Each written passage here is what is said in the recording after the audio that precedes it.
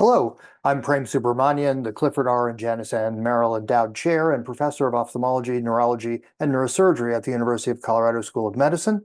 I'm also Vice Chair for Academic Affairs and Head of the Neuro-Ophthalmology Division at the Sue Ann Schutz Rogers Eye Center.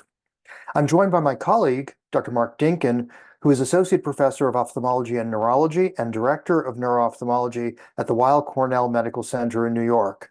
Welcome. Thank you so much for having me. Today, we will be answering questions that came from our audience at Nanos, as well as other common FAQs about thyroid eye disease and its diagnosis, screening, and management. So, Mark, the first question came about the use of MRI. When we are looking at patients with TED, do we need to use contrast in all of them, or only if you suspect there may be an alternative disease process? Yeah, I tend to use contrast for these scans because I'm always on the lookout for alternative diagnoses. There is some clinical overlap, as people know, between thyroid eye disease and orbital inflammation from other causes. Sometimes even tumors can mimic thyroid eye disease. And so it's my practice, unless there's a contraindication to contrast, to use it in these MRIs. And by the way, another question that often comes up is, do you have to get an MRI versus a CAT scan? And that's often practice dependent. A lot of our surgical colleagues in oculoplastics and orbital surgery will get CTs because they like the bony landmarks. For me as a neuro-ophthalmologist, I tend to prefer MRI, especially because it's going to give me a little more information about the optic nerve in terms of signal changes, if there's optic nerve compression. And again, it's more sensitive for other pathologies that might be present. Totally agree with you. I use CT for my surgical planning, but MRI when I am doing things diagnostically because of the information it gives. And I also use contrast in almost all patients in those circumstances. I don't recommend CT with contrast because of the iodine load that can be detrimental in our patients with thyroid eye disease. Agreed. The next question was about the use of orbital radiation. What is its role these days, and when and how do you use it in treating patients with TED? There is some evidence, of course, that radiation therapy is useful for thyroid eye disease. In fact, it goes back many, many decades as an efficacious therapy for thyroid eye disease. You have to really make sure that the patient is older than 35 years because of the risk of eventually developing tumors from the radiation down the road. Really going to try to avoid it if the patient has diabetes because of the risk of diabetic retinopathy. And generally, you want to make sure it's a relatively recent onset, the last 9 months or so, because it's not going to be very effective if it's a sort of a more chronic case of thyroid eye disease. It's also fairly effective for motility and diplopia. So if the patient's main concern is their motility and their diplopia, and let's say it's very hard to treat with prisms and other ways, and they don't want, and it's too early, for example, to perform surgeries, then it actually can be a fairly successful therapy. It's not great for the clinical activity score, depending on the study you look at. And actually, the side effect profile is fairly low compared to a lot of these other therapies. But a lot of my patients resist it. They just have a kind of fear of radiation therapy, even though it's relatively low dose. And so patient preference is often against it. And because of that, I rarely use it. In our practices now, many of us are using teprotumumab, which carries an FDA-labeled indication for thyroid eye disease. What are the specific indications, the patient selection criteria that you use for teprotumumab outside of the FDA label, saying it's for thyroid eye disease? Right. Well, first of all, as most people know, they have to be 18 years or older if we're going to use teprotumumab. And of course, they have to have thyroid eye disease. Now, initially, they had to have a higher clinical activity score based on these more recent studies. Recent study that shows that can be effective in patients who are later in their course and have lower clinical activity scores. You don't actually have to have as high clinical activity score. But for me, I'm going to want to reach for it if the patient A has proptosis or diplopia that is really affecting their quality of life and makes the investment in teprotumumab, which includes their time, the cost, the risk of side effects, including those that can affect their hearing, worthwhile.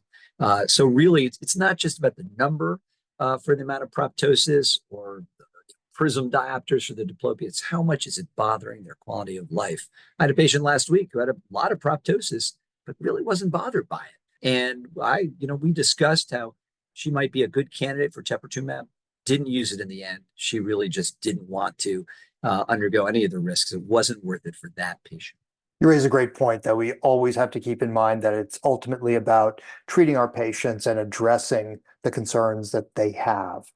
And if they do decide to take teprotumumab, what kind of baseline studies are you obtaining, in particular because the FDA label now states that hearing should be assessed at baseline and during treatment before or while patients are being treated with teprotumumab if they choose to do that? Yeah. So for me, each and every patient, of course, needs baseline audiometry. And if they have hearing loss, I am going to avoid using it because the risk of further hearing complications will be higher. You also want to screen these patients for hyperglycemia, glucose intolerance, because obviously that can be made worse as well. And you want to talk to the patient, make sure they don't have inflammatory bowel disease, which can flare up in the setting of teprotumumab. So you really want to do all of those things before you start the medication. And over the course of treatment, let's say you recognize that your patient is having trouble with increased blood glucose or perhaps decreased hearing. What sort of strategies do you then take? Would you discontinue treatment? Would you delay their treatment? Would you consider changes in dosing? How do you address these concerns when they arise? Yeah, so starting with hyperglycemia, that really depends on severity of the hyperglycemia and how resistant it is to treatments with their endocrinologist. So if we can get the hyperglycemia under control with other medications, working with their endocrinologist, then I would be happy to continue teprotumumab because I'm not too worried about the long-term effects of that if we can just keep it controlled. And we obviously have to continue to monitor them. I have a different take with hearing loss, though.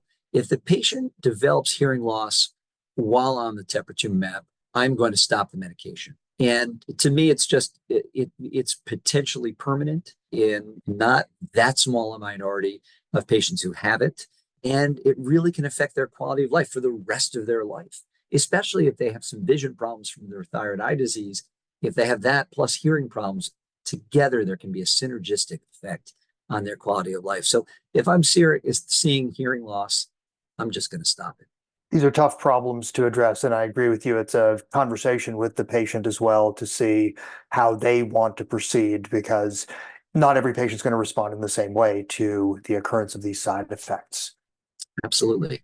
A question that now comes up frequently since this teprotumumab has been on the market for 4 years is how many of our patients have recurrence of their symptoms, whether it's proptosis, diplopia, or other findings like activity? Is there a time where these are more likely to happen? And if so, can we retreat patients? How many times can we do that? What has been your strategy with these issues? Right. Well, we've learned from the Optic X trial that some of these patients do relapse and have flare-ups. It tends to be somewhere around a quarter of the patients, and it tends to occur somewhere around a year after treatment. But obviously, it can occur later. We need longer-term studies to see, like, okay, how many years later, if they've been quiescent, can it recur after teprotumumab? But from that trial, we learned, you can give another course of teprotumumab and it can be effective. I would certainly be up for another course of teprotumumab if the patient had a flare-up after initial response to the medication. But beyond a second course, I don't think we have a lot of data to support that quite yet. Maybe down the road we will. The patients who present to us with compressive optic neuropathy from their thyroid eye disease can be a real challenge to manage. And traditionally, we would use perhaps a short course of corticosteroid and then orbital decompression, not much consensus around other medical therapies and combination medical therapies and limited data. Anything you can add to that, Mark, in terms of your approach to taking care of these patients? Yeah, I'm still going to use intravenous glucocorticoid therapy for these patients if I see a dysthyroid optic neuropathy, but I'm going to watch them really closely. And typically, the practice is to take a look at them at 2 weeks. And if they don't have good response, then proceed to a decompressive surgery I would just add to that, I'm going to look at them more frequently than 2 weeks. I'm probably going to look at them at 1 week if there's any significant visual field or acuity loss. And if I'm seeing a worsening at that early stage, then I might then send them for decompression, even though it's earlier than 2 weeks, because I'm just concerned that not only are they not getting better, but they're worsening as well. As for teprotumumab and an optic neuropathy, the speed of treatment, not clearly as fast as IV glucocorticoids. So if it's a very acute or recent dysthyroid optic neuropathy, I would favor steroids. If it's been around for a while and it looks like it's not quite as much of an emergency to treat them, they've had this optic neuropathy, let's say, for many, many weeks, then I think that's a reasonable option. In the last minute or two, Mark, can you tell us what you see in the pipeline as new therapies? Teprotumumab has been available now as an IV infusion for 4 years. What's out there that our listeners might be able to access or at least learn about that could be available for them for clinical use in the future? Right. So a lot of the active research is still looking at the IGFR inhibition, but rather than looking, for example, at partial inhibition that we see with teprotumumab, there's a trial ongoing looking at the VRDN-001 molecule, which actually has complete inhibition. See if that's more effective. There's also an oral version that would be a twice-a-day oral therapy, luncitinib.